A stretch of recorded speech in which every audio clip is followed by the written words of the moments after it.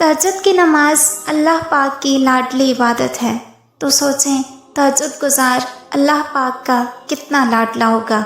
हज़रत मोहम्मद सल्लल्लाहु अलैहि वसल्लम ने फरमाया, जब सारी दुनिया सो रही होती है और कोई जवानी वाला उठे, वज़ू करे और मुसल्ला बिछाए, तो बाकी नमाज़ों पर अल्लाह ताला सवाब देते हैं, लेकिन तहज्जुद की नमाज ऐसी है कि इस पर अल्लाह ताला अपने बंदे को नमाज पढ़ता हुआ देखकर मुस्कुराते हैं।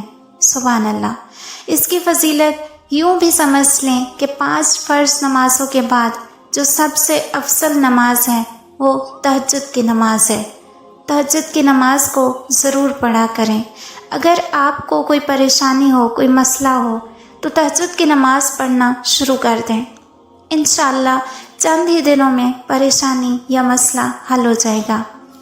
अब हम बात करते हैं कि तहज्जुद की नमाज का वक्त कौन सा होता है। बहुत से लोगों को इस बात की गलतफहमी है कि तहज्जुद की नमाज का वक्त सुबह का वक्त होता है, तो ये बहुत बड़ी गलतफहमी है। अच्छी तरह समझ लें कि तहज्जुद की नमाज का जो वक्त है वो इशा की नमाज के बाद 5 मिनट, 1 घंटा या जितने टाइम बाद भी आप सोकर उठेंगे तो तहज्जुद की नमाज का वक्त शुरू हो गया, और सुबह जब सहरी का वक्त ख़त्म होता है तो उस वक्त तहज्जुद की नमाज का वक्त ख़त्म हो जाता है। यूँ तो इशा की नमाज पढ़ने के फ़ौरन बाद तहज्जुद का वक्त शुरू हो जाता है, लेकिन इस नमाज को अदा करने का जो अफजल तरीन वक्त है वो सुबह सहरी का वक्त है, क्योंकि इंसान इस वक्त सो रहा होता है और गर्म बिस्तर छोड़ना बहुत मुश्किल होता है। उस वक्त इंसान अपने नफ्स को कुचलकर गर्म बिस्तर छोड़कर वज़ू करता है और तहज्जुद की नमाज अदा करता है।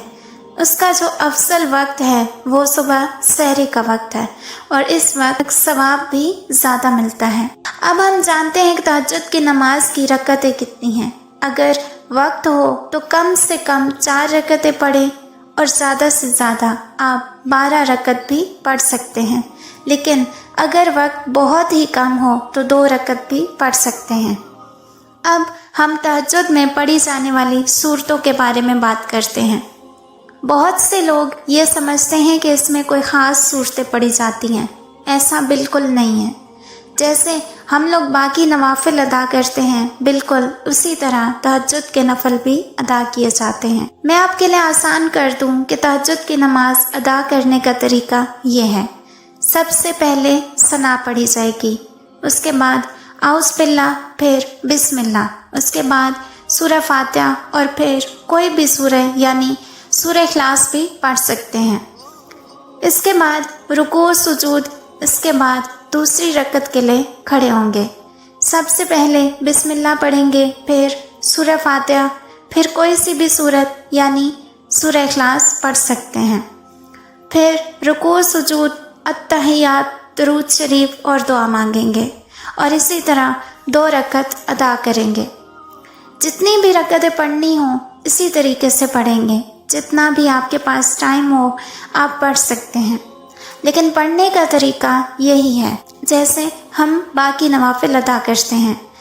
अब हम बात करेंगे कि तहज्जुद की नमाज की नियत कैसे करें। तो नियत कहते हैं दिल के पुख्ता इरादे को। ज़ुबान से कहना ज़रूरी नहीं है, लेकिन दिल में अगर इस बात की नियत कर लें कि मैं तहज्जुद की नमाज अदा कर रही हूँ तो ये काफ़ी है। अगर ज़ुबान से नियत करना चाहें तो इस तरह करेंगे, मैं 2 रकत नमाज नवाफिल वक्त तहज्जुद की नियत करती हूँ या करता हूँ वास्ते अल्लाह ताला के रसूल सल्लल्लाहु अलैहि वसल्लम के, मुँह तरफ काबा शरीफ की, अल्लाहु अकबर। अगर ज़ुबान से नियत करना चाहें तो ऐसे कर लें। वैसे नियत दिल के पुख्ता इरादे को ही कहते हैं, और ये है तहज्जुद की नमाज अदा करने का मुकम्मल तरीका। तहज्जुद की नमाज की बहुत फजीलत है। इसे अदा करने से अल्लाह ताला का कुर्ब हासिल होता है। अगर आपकी कोई दुआ कबूल नहीं हो रही तो सुबह सहरी के वक्त उठें, तहज्जुद की नमाज अदा करें और दुआ मांगें। इंशाअल्लाह ज़रूर कबूल होगी, क्योंकि ये कबूलियत की घड़ी होती है। मेरी अल्लाह ताला से दुआ है कि अल्लाह ताला हम सबको तहज्जुद की नमाज अदा करने की तौफीक अता फरमाए और हमें दिलों का सुकून अता फरमाए।